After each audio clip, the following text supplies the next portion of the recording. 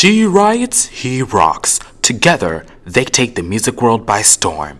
It's Austin and Ally up next on Disney Channel. Okay, enough with the Disney bumper voice. Now, Austin and Ally was a show that ran on Disney Channel from 2011 to 2016. It follows the life of a girl named Ally Dawson, who's a shy songwriter with hopes of making it in the music industry, but her crippling stage fright prevents her from doing so.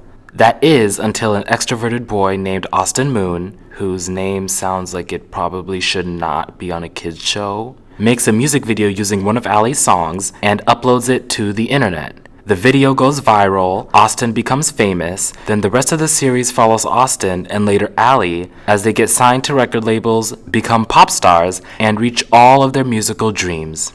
Now, this show was on during what I like to call the wannabe era of Disney.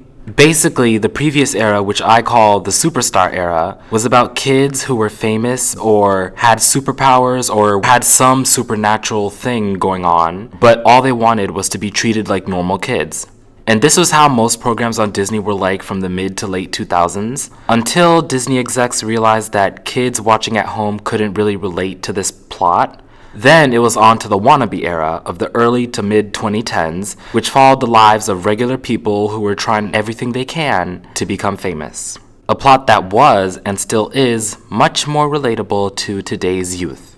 So, Austin and Ally was a weird show, like, really weird. Especially in the beginning. When I first saw the first season of this show, I was like, how is this a Disney show? Like, I get it with Ally's plotline, it kind of follows the way a lot of Disney programming is structured. Like the shy, good girl who secretly wants to be a pop star. It's very on brand for Disney.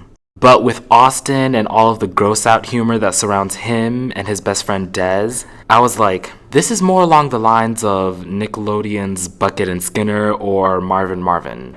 I think. I barely remember those shows. Now, let's talk about the characters in Austin and Ally. So the show is called Austin and Ally, but a lot of times when there are two or more characters' names in the title of the show, you can always tell who the real main character is. But with Austin and Ally, I couldn't really decide who the main character was. I mean, part of me wants to say it was Austin because everyone is focused on his music career in the beginning. But the main set of the show is Sonic Boom, which is the music factory that Ally's father owns, and Ally's cheap father is the parental figure that we see the most throughout the show, especially in season 1. He's in like every episode in that season, but then he kind of fades away in the later seasons. Anyways, let's start talking about Austin because his name comes first in the series title. First of all, he's blonder than Hannah Montana. I didn't even know that was possible. Not that it's a bad thing, just something I noticed. Now, when I first saw this show, I kind of had a love-hate relationship with Austin. Like, 9-year-old me had a huge crush on him, but Austin was kind of a jerk, especially in season 1. Yes, Austin was the one to push Ally out of her comfort zone, but he also brings a lot of chaos and stress into her life. He was also pretty immature, but it wasn't as bad as another character on the show who I'll get to later. Also, this is just a fun fact, but Austin has a strong fear of umbrellas. You know, he must be terrified of Rihanna. Speaking of which, one of Austin's biggest career goals is to perform at Times Square on New Year's Eve, and he accomplishes this in the Austin and Jesse and Ally crossover, which is the 6th episode of season 2 of both shows.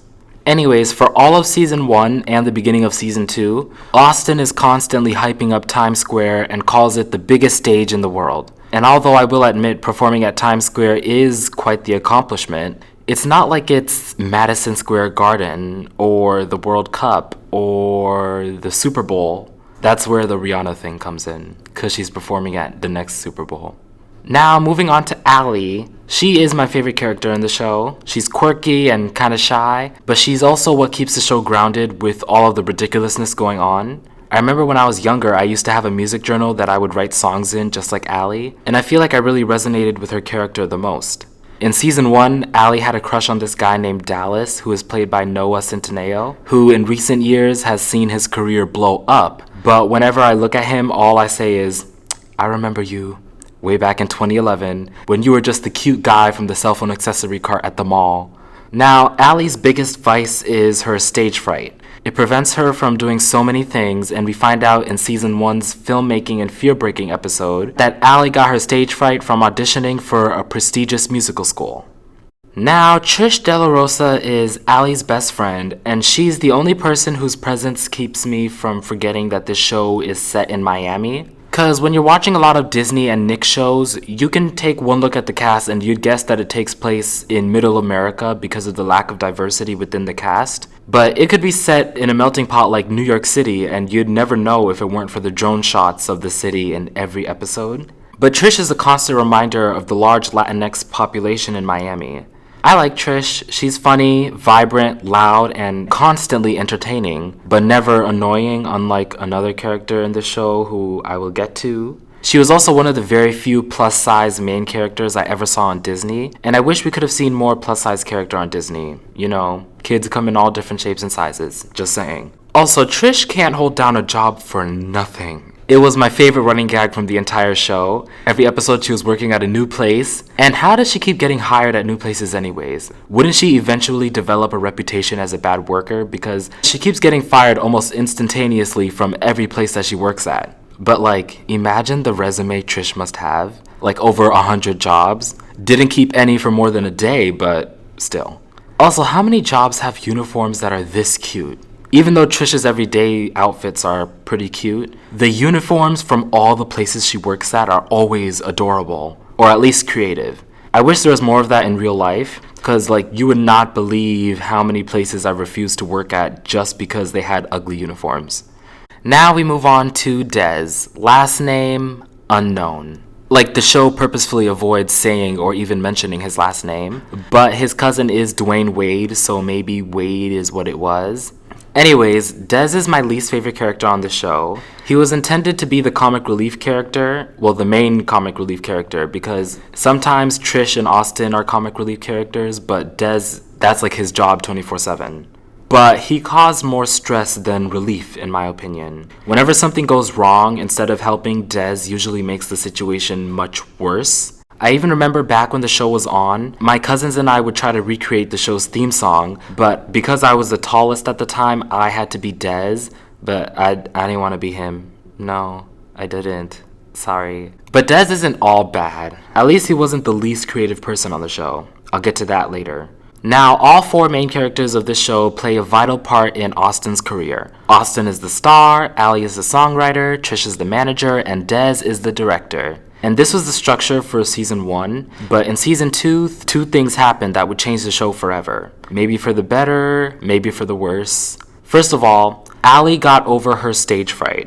If I was Austin, I would be happy for Allie, of course, but I would also be terrified. More terrified than Austin is of umbrellas. Because Austin would not be famous if it weren't for Allie's music. She wrote every one of his songs. She's the artistic talent behind Austin.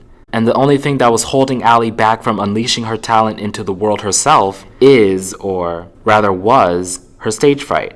And now that Allie is no longer afraid, she very well could have a solo career and just leave Austin in the dust. Austin is an entertainer, as mentioned in the opening line of his song Illusion, which is one of Ross Lynch's and one of my favorite songs from the entire show. But Austin is not as musically gifted as Allie. Although she may never be able to put on a show like Austin, Austin can never write a song like Finally Me, or Double Take, or Illusion, or Better Together, or The Way That You Do, or literally 95% of the other songs on the show. There was even an episode in season 2 where he tried to write a song, but it was awful. So, while Allie's career will continue to thrive, Austin's career is in danger, and during the end of season 3 and the beginning of season 4, he finds himself at a place where he can no longer perform music, and Allie is literally about to go on tour. Another thing in season 2 that changed the show forever was Austin and Allie started having feelings for each other. I thought it was cute, but the show was originally about a group of 4 friends, and now it's become about a boyfriend, a girlfriend, and their best friends. Maybe that's why I say season 1 is the best season of the show, then each following season is a little worse than the one that came before. So seasons ranked best to worst would be season 1, then season 2, then season 3, then season 4. Just because season 1 seemed a lot more fun because it was just about 4 friends hanging out. And then once certain friends started to have feelings for each other, it kind of messed with the whole friends having fun vibe, you know?